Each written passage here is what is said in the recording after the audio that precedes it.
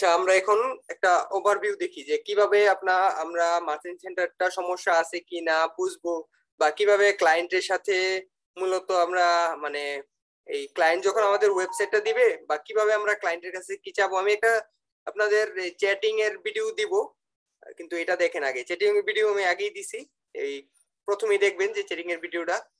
কিন্তু এখন আমরা একটু বুঝি ভালো মতো।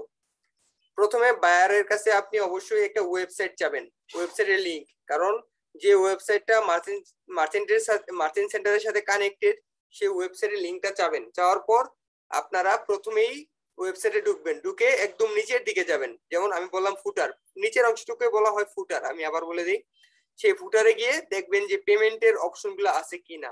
যেমন পেমেন্টের লোগো, সবসময় পেমেন্টের লোগো রাখতে হবে 4-5টা। অনেক সময় বায়ার শুধু পেপালের মাধ্যমে সে পেমেন্টটা নেয়, সেটা হবে না। কিন্তু মিনিমাম 4 থেকে 5টা মাধ্যমে পেমেন্ট নিতে হবে, এটা অনেক সময় এটা খেয়াল রাখতে হবে। যদি দেখেন যে 4-5টা পেমেন্ট গেটওয়ের লোগো আছে, যেমন master card, visa card, MX card, তারপর পেপাল, স্ট্রাইপ, মানে সব ধরনের লোগো অনেকগুলো মিক্স আছে, তখন আপনি বুঝবেন যে এটা ঠিক আছে।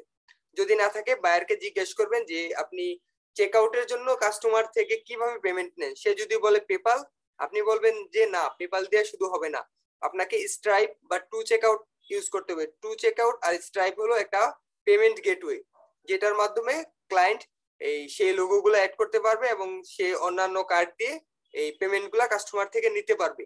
সেজন্য আপনি এটা রিকমেন্ড করবেন যে আপনি স্ট্রাইপ অথবা টু চেক আউট গেটওয়েটা ব্যবহার করেন, তাহলে আমরা এটা মোটামুটি সলভের দিকে যেতে পারবো।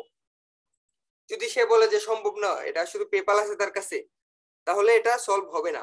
মিনিমাম 4-5টা লাগবে, এটা একটা অনেক ইম্পর্টেন্ট বিষয়। তারপর আমরা এই ফুটারের ভিতর মিনিমাম মানে 4টা পেজ লাগবেই লাগবে। বাকি যেগুলো দেখাইলাম সেগুলো লাগবেই, সাথে 4টা পেজ লাগবেই। 4টা পেজ হলো, একটা হচ্ছে shipping policy page, refund and return page. দুইটা কিন্তু একটাই, রিটার্ন অথবা রিফান্ড পেজ অথবা রিটার্ন পেজ, মানে রিটার্ন পলিসি অথবা রিফান্ড পলিসি। এই দুইটার ভিতরে একটা লাগবে, বা দুইটা একসাথে হলেও চলবে, সমস্যা নাই। টার্মস অফ সার্ভিস এবং প্রাইভেসি পলিসি, এই 4টা একদম থাকতেই হবে এবং পারফেক্টলি থাকতে হবে।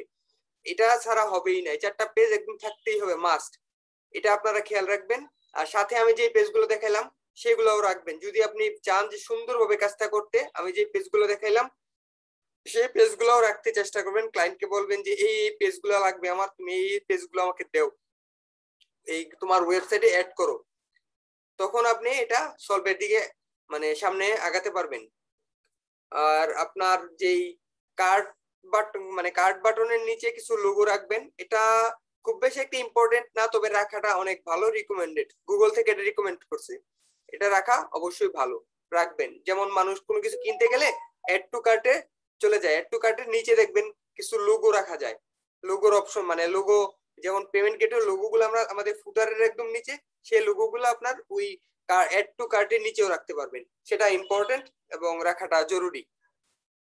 এবং এইসব কাজ শেষ আপনাদের অবশ্যই এই কিছু এই সোশ্যাল মিডিয়া লিংকস, যেমন পেজ, ওই ওয়েবসাইটের নামে বা স্টোরটার নামে পেজ থাকতে হবে কিছু।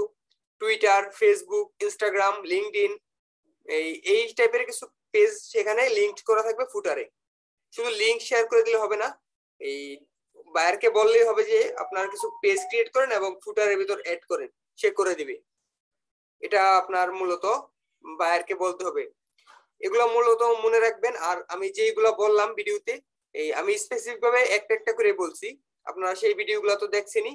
আমি জাস্ট একটা ওভারভিউ দিলাম যে এই জিনিসগুলা একদম লাগবেই লাগবে। আপনারা যখন ওয়েবসাইট দিবে তখন এই জিনিসগুলো চেক করবেন। আপনারা চেক করার পর আপনারা বুঝতে পারবেন যে এটার সমস্যাটা কোথায়, এবং দেখবেন যে কোনো ভুল ইনফরমেশন বা বায়ার কি ম্যানিপুলেট করতে চাচ্ছে কিনা কাস্টমারকে, বা এই হেডারে দেখবেন কোনো সমস্যা থাকে কিনা।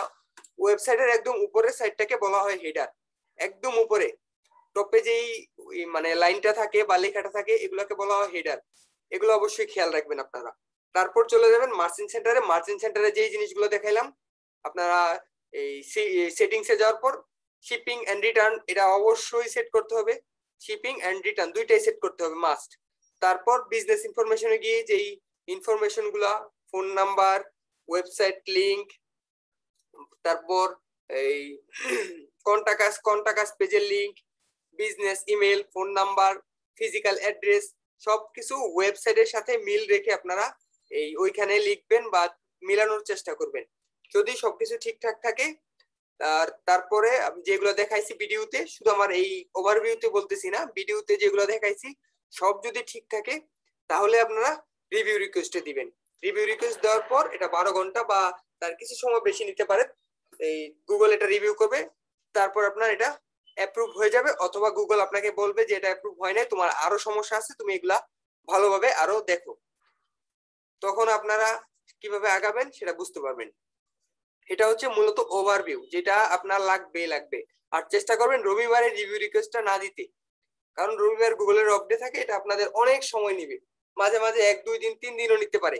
সেই জন্য যদি 12 ঘন্টায় চান রবিবারটা অ্যাভয়েড করবেন। আর দিতেই পারেন যদি আপনার মনে হয় যে দিয়ে দিই যাওয়ার হবে, তাহলে দিতেই পারেন, এটা কোনো ফ্যাক্ট না। আমি রিকমেন্ড করব রবিবারে না দিতে।